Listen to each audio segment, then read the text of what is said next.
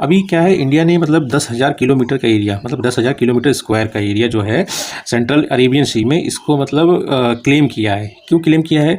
इसको इसलिए क्लेम किया है दोस्तों, जो हमारा कॉन्टिनेंटल शेल्फ है, मतलब कॉन्टिनेंटल शेल्फ मतलब हमारा वो लैंड पार्ट जो कि समुद्र के नीचे है ना, वो काफ़ी लंबा गया है, मतलब आप समझ लीजिए। तो इसीलिए इंडिया ने कहा कि हमारा जो कॉन्टिनेंटल शेल्फ है वो काफ़ी दूर तक गया है, इसलिए हमको जो है और इसमें एक और चीज़ होता है दोस्तों, ये एक सेकंड, हाँ ये रहा, एक्सक्लूसिव इकोनॉमिक जोन, ये कॉन्टिनेंटल शेल्फ के बाद स्टार्ट होता है, एक पोर्शन के बाद, है ना।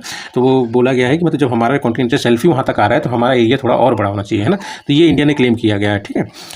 ये देखिए कॉन्टिनेंटल शेल्फ बहुत आगे तक जाती है, ठीक है। किसको ये भेजा गया क्लेम? ये यूएन में भेजा गया है, और हर कंट्री के लिए 200 नॉटिकल माइल्स मतलब अलाउ किया गया है एक्सक्लूसिव इकोनॉमिक जोन, ठीक है।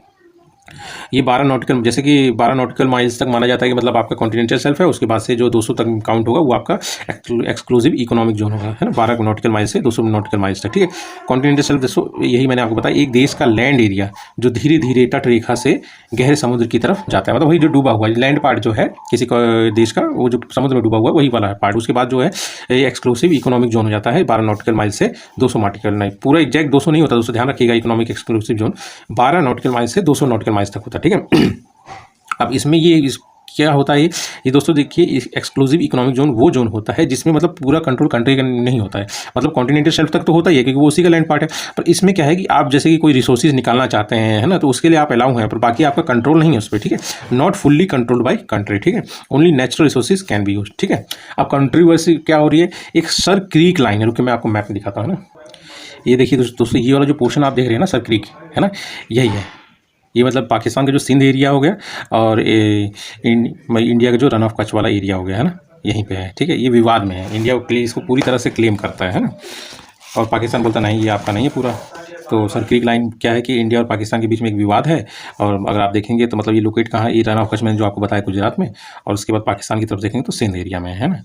इंडिया ने एक बार क्लेम किया था फुल कंट्रोल के लिए, पर वो रिजेक्ट कर दिया गया था, CCLS, ठीक है। CCLS क्या है दोस्तों, ये commission on the limits of the continental shelf है, मतलब कॉन्टिनेंटल शेल्फ कहाँ तक है, कितना है, ये सब चीज़ कंट्रोल करने के लिए ये है, क्या है, CCLS, ठीक है, Commission on the limits of the continental shelf, ठीक है। तो मतलब ये इसके लिए फिर इंडिया ने बोला कि अभी इसको बाद में करेंगे, अभी मेन जो है जिसमें हमारा हक है, जो कि मतलब जैसे जो 10,000 किलोमीटर इसके एरिया जो सेंट्रल अरेबियन सी में आता है, पहले इसको लिया जाए, क्योंकि ये तो पूरा साफ है कि हमारा कॉन्टिनेंटल शेल्फ काफ़ी आगे तक जाता है, तो ये हमको मिलना चाहिए, तो पहले इसको क्लियर किया जाए, इसको बाद में क्लियर किया जाएगा, है ना, ये कंट्रोवर्सी को। तो इसी पे अभी इंडिया ध्यान दे रहा है, ठीक है। अब CCLS आपको पता चल गया, commission on the limits of the continental shelf, ये तो आप समझ रहे हो क्या है, कॉन्टिनेंटल शेल्फ की मतलब रेगुलेशन को मेंटेन करता है कि इसके पास कितना जाएगा, कहाँ तक कॉन्टिनेंटल शेल्फ है, ठीक है। कब स्टार्ट हुआ था ये, स्टैब्लिश 1997 में under UN convention on the law of the sea UNCLOS, ठीक है, 1982, ठीक। और मतलब वही मैंने आपको बताया, किसी भी कंट्री के कॉन्टिनेंटल शेल्फ को स्टडी करता है, ठीक है। अब अनक्लोज जान लेते हैं। अनक्लोज का फुल फॉर्म होता है दोस्तों United Nation Convention on the law of the Sea, ठीक है। इसको बोला जाता है Law of the Sea treaty, ये ध्यान रखिएगा। लॉ ऑफ सी ट्रीटी किसको कहा जाता है, अनक्लोज को ही कहा जाता है, यूनाइटेड नेशन, ठीक है, Commission on the law of the Sea, ठीक है।